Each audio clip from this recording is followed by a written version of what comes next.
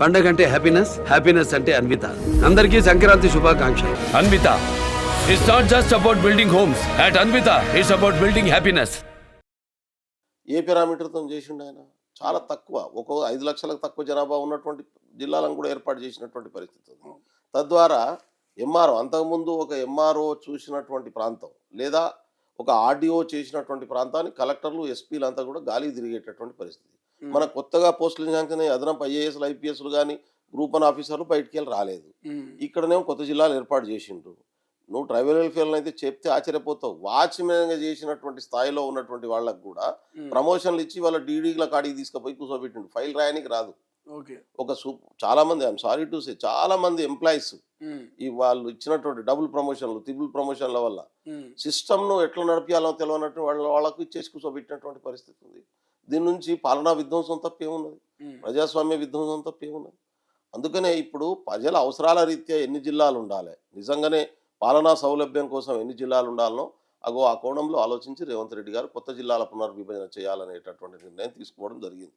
అది కూడా పార్టీ ఇంట్రెస్టో, వ్యక్తి ఇంట్రెస్టో కాకుండా ప్రజల ఇంట్రెస్ట్, పాలనా సౌలభ్యం, ప్రజల అవసరాలు, అందుబాటులో ఉండే విధానం అది ఎవరు నిర్ణయిస్తారు?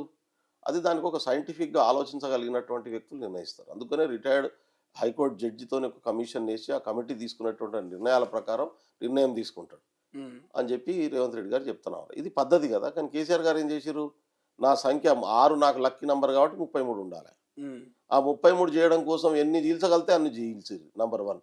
నంబర్ 2 ఏంది? ఎదుటోటి వీక్ చేయడం కోసం ఏ కాన్సెన్స్ ఎటు కలపగలిపితే అటు కలుపుర్రి. ఇంకోటి ఏంటంటే ఈ బడుగు బలహీన వర్గాలకు నాయకత్వం బలహీనపరచడం కోసం ఎక్కడెక్కడ వాళ్ళ పాపులేషన్ తగ్గే పరిస్థితి ఉంటో అట్లా చీల్చుండ్రి. రేపు రిజర్వేషన్ రాకుండా ఇప్పుడు మీరు ఏమైతే చెప్తున్నారో బెల్లయ్య గారు, సేమ్ యాస్టిస్ గా బీఆర్ఎస్ అంటే ప్రతిపక్షం కూడా అది చెప్తున్నది.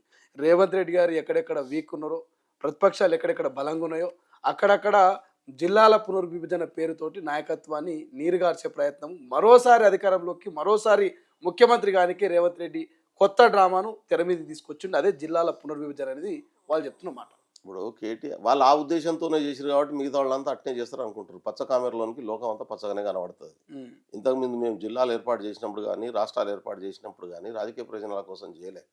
ఆంధ్రప్రదేశ్ రాష్ట్రాన్ని విభజన చేస్తే, తెలంగాణ రాష్ట్రాన్ని ఏర్పాటు చేస్తే అందరికంటే ఎక్కువ నష్టపోయేది రాజకీయంగా కాంగ్రెస్ పార్టీ అనే విషయం మాకు తెలుసు. సోనియా గాంధీ గారికి కూడా తెలుసు. ఆంధ్రప్రదేశ్లో 25 పార్లమెంట్ స్థానాలు, 175 అసెంబ్లీ స్థానాల్లో ఒక అసెంబ్లీ స్థానము, ఒక పార్లమెంట్ స్థానం కూడా గెలవసి లేకుండా పోయేటటువంటి ప్రమాదం, కాంగ్రెస్ పార్టీ తుడుచుకుపోయే ప్రమాదం ఉందని చెప్పి హెచ్చరించిన మేము, ఇది న్యాయమైన డిమాండు, ఇది ప్రజాస్వామ్యబద్ధమైనటువంటి డిమాండు, ఈ ప్రజలకు వాగ్దానం చేసి మేము ఎన్నికల్లో నిలబడ్డాం కాబట్టి ప్రజల వాగ్దానమే, ప్రజా ప్రయోజనమే ఇంపార్టెంట్ అని వచ్చినాం. వీళ్ళ లెక్క రాజకీయ ప్రయోజనాల కోసం జిల్లాల విభజన చేయలే, రాష్ట్రాల విభజన చేసిన చరిత్ర కాంగ్రెస్ పార్టీకి లేదు. ఇవాళ కూడా ఇక్కడ పాలనా సౌలభ్యం యాంగిల్లోనే జిల్లాల పునర్వ్యవస్థీకరణ అవసరం ఉంది. దాని మీద శాస్త్రబద్ధమైనటువంటి పద్ధతిలో రేవంత్ రెడ్డి గారికి నచ్చినట్టు, బట్టి విక్రమార్ గారికి నచ్చినట్టు, మహేష్ కుమార్ గౌడ్కి నచ్చినట్టు చెయ్యం. మేము రేపు వేసినటువంటి కమిషన్ తీసుకునేటటువంటి నిర్ణయాల ప్రకారం చేస్తాం. వీళ్ళ లెక్క ఏడబడతాడ డ్యాములు కట్టి పైసలు ఎత్తుకోవడమే ఏజెండాగా డ్యాములు కడుతున్నట్టు నటించినట్టు చేయం మేము.